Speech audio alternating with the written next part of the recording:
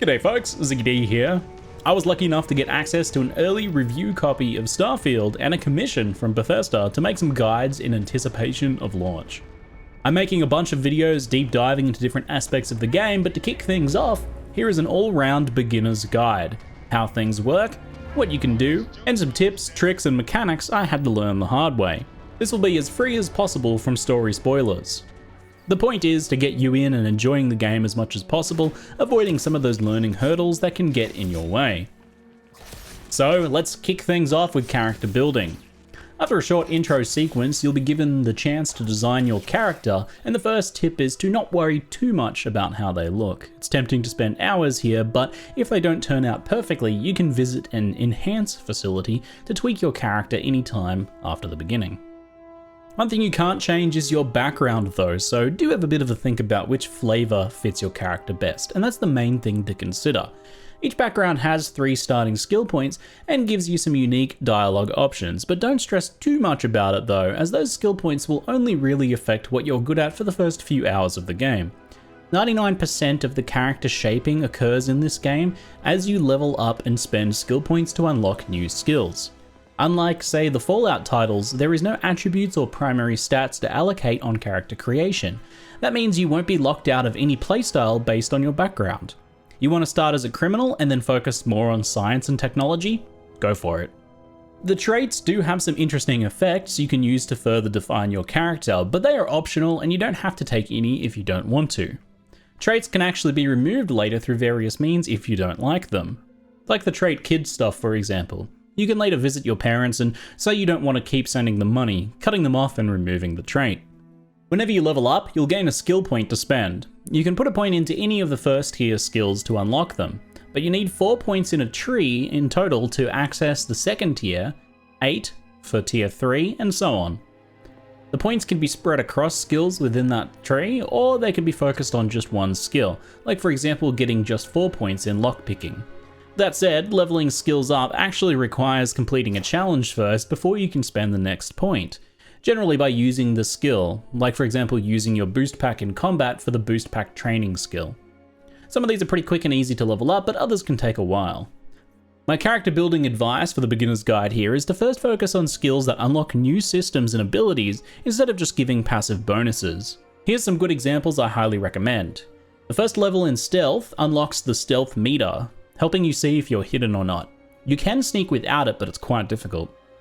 1 point in theft unlocks pickpocketing, which lets you weaken some potential enemies, steal security cards, credits, healing items, and so on. You can get in trouble stealing, of course, but you can always use the most powerful stealth system to avoid that, quick save. A point in boost pack training is essential as it unlocks jetpacks, helping you get around in combat and exploration, as well as avoiding fall damage, a big one. It's also a lot of fun. You can actually use the jetpacks without at least 1 point in boost pack training, so highly recommended. Targeting control systems gives you access to targeting mode in ship battles, slowing down time a bit like VATS from Fallout. More importantly, it lets you disable ships' engines for boarding actions or easier kills. If you want to board and steal a ship, you'll need this skill. I'll be posting a video on that later on. Piloting is also a good skill to get early on if you plan on doing a lot of spaceship combat, as it takes a while to level the skill and later levels unlock new tiers of ships that you can fly. Now you can technically lockpick basic locks without any points in security, but it's a good one to level up early if you want to crack any of the good safes or locked rooms in various locations. It's not necessary to proceed most of the time to have lockpicking, but it often gives you bonus loots or shortcuts or extra advantages in encounters. Comparatively, skills in things like shotguns or research methods are going to be good later on, but they don't really unlock new ways of playing or new abilities in the early game, so I recommend leaving those for later, once you want to refine your combat build or playstyle after you've had a chance to try a little bit of everything.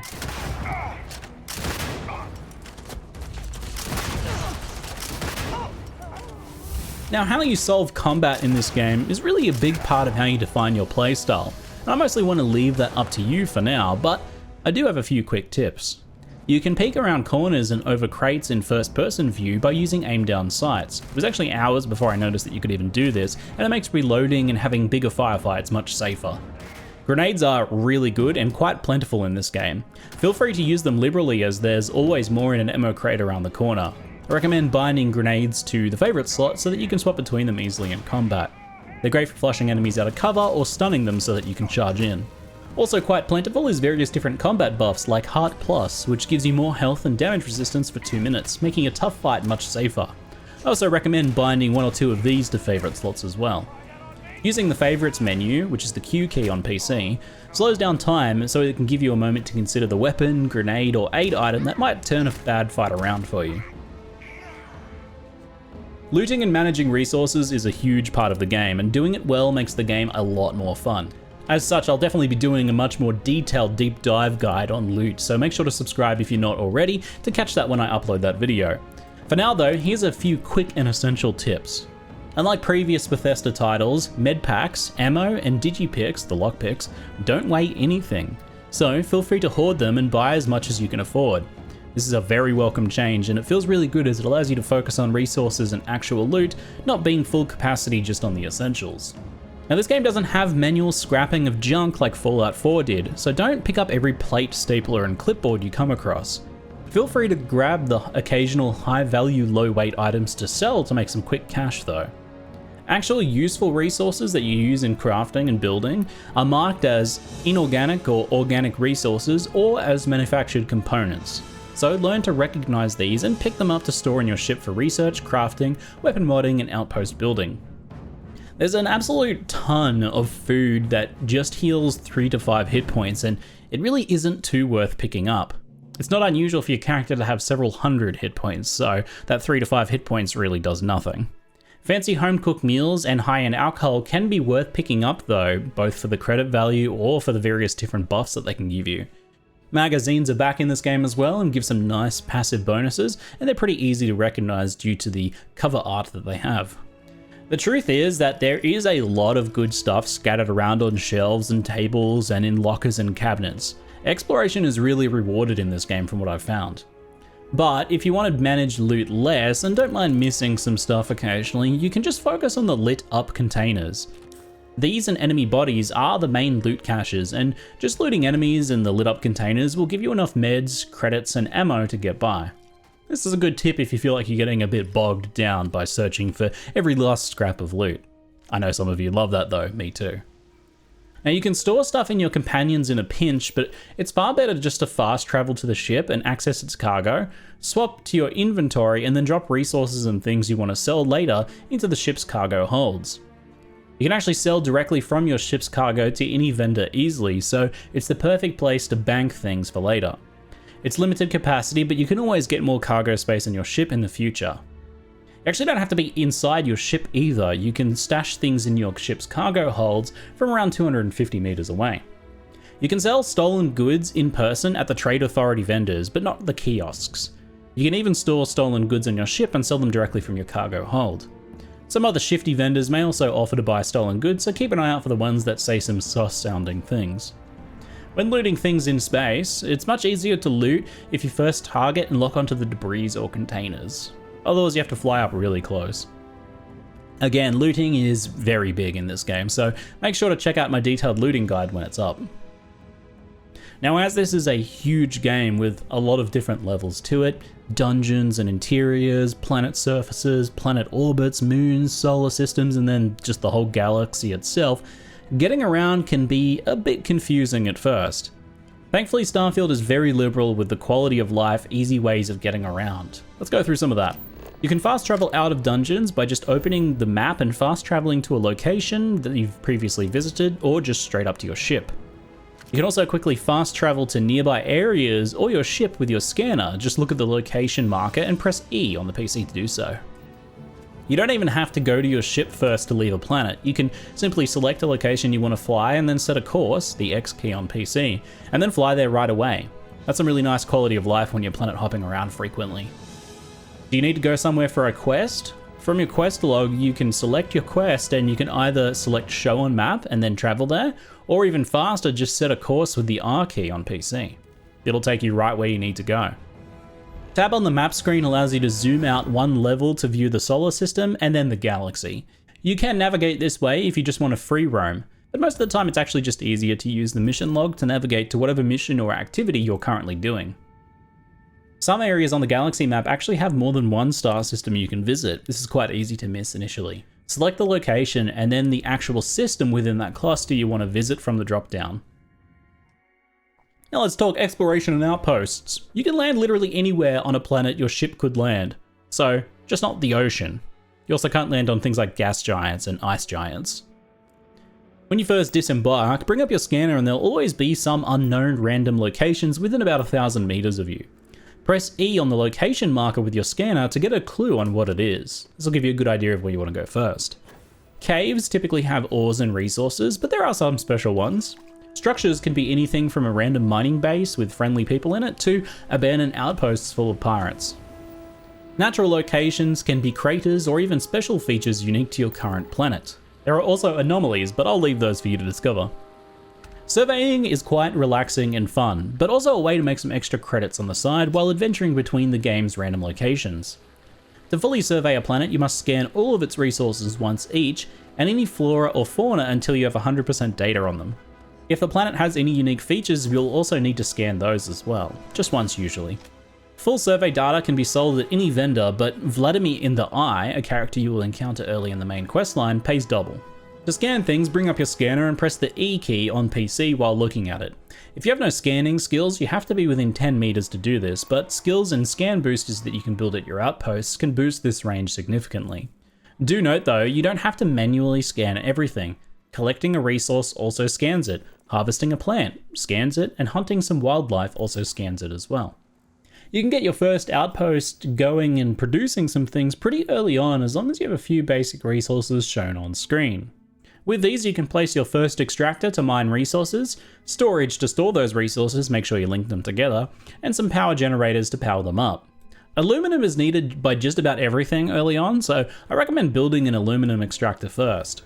Scan some planets or moons to find one with aluminum deposits and land somewhere it's displayed as being, then search for a coloured section of ground with your scanner to find a nice deposit. Keep in mind you cannot build outposts on extreme condition planets without the planetary habitation skill deep in the science tree. To start an outpost, you need to be on a planet's surface and open your scanner. The R hotkey on PC allows you to place an outpost beacon. Build your beacon near at least one mineral deposit or resource that you wish to exploit. The game tells you what will be available in the area, so take note of that. The beacon marks out a large area that you can build your outpost in, staking your claim. Be careful building close to other locations as they can create a bit of an unbuildable area that can cut into your claim. It might be worth it if you want to be close to something that you want to go to every so often though. From there, once you have it placed, you can build whatever you have the resources for from either first person, or you can toggle the view and build from above, which is good for larger buildings. I suggest starting with the resource extractor along with storage so it can output and a power supply to run it. Each planet actually has different power options and they will operate at different efficiency levels depending on the planetary conditions. You can't, for example, build a wind generator on a planet with no atmosphere, of course, and solar panels can be less efficient if they won't get much sun. You can do a lot more with outposts, but that's out of the scope of this guide for now, perhaps something for later. Research unlocks new weapons and armor mods, new recipes, and new options for outposts. Simply select a category, select a research project, and drop in the required resources. When all resources have been added, the research completes instantly and there's no waiting needed. Two important tips I want to give you. The common aid item Synapse Alpha reduces the resources required. It's not a big deal early on for those early projects as they cost very little, and it might actually not make a difference at all, but some of the later research projects cost a lot and Synapse is basically free. The other tip is to fully fill the common resource requirements first. Each time you fill out a resource completely, there's a chance of a random research breakthrough, which adds resources for free to other potentially rare resource requirements. I've even completed research that I didn't actually have the resources for with this technique, and getting lucky with the freebies. Most of the good mods for weapons and armor are locked behind research and skills, but a few basics like adding ballistic shielding on armor are available from the beginning. For weapons, you can make some basic sights, tactical magazines, and barrel mods that are available from the start. Unfortunately, there isn't a way to take mods off and swap them between weapons as such. So keep an eye out for enemy weapons that have higher end mods that you can't craft yet, especially things like scopes and suppressors for the stealth archers out there. Now at some point you're at the very least going to want to get some more cargo space on your ship, or just be a bit more powerful in ship battles. Welcome then to the game's spiciest money sink, ship upgrading. Most major cities, ports offer ship services where you can upgrade your ships and buy new ones, but if you want the good stuff or specific manufacturer parts, you may need to fly to and dock with one of the shipyards. Later on, you can also build shipbuilding platforms on your own outposts as well. There are 3 paths to upgrading your ship. The first and most obvious is just to buy a better one, but you're looking at a few 100,000 credits to go up a tier from the starting frontier for this. The second option is to view and modify your frontier and simply swap some parts to better versions. This is very straightforward and pretty affordable, allowing you to hot swap weapons, shields, engines, and power. This lets you squeeze a bit more power and efficiency out of your current ship's configuration. The third and most freeform option is to use the shipbuilder to remove, add, and change parts, or even rebuild your ship from the ground up.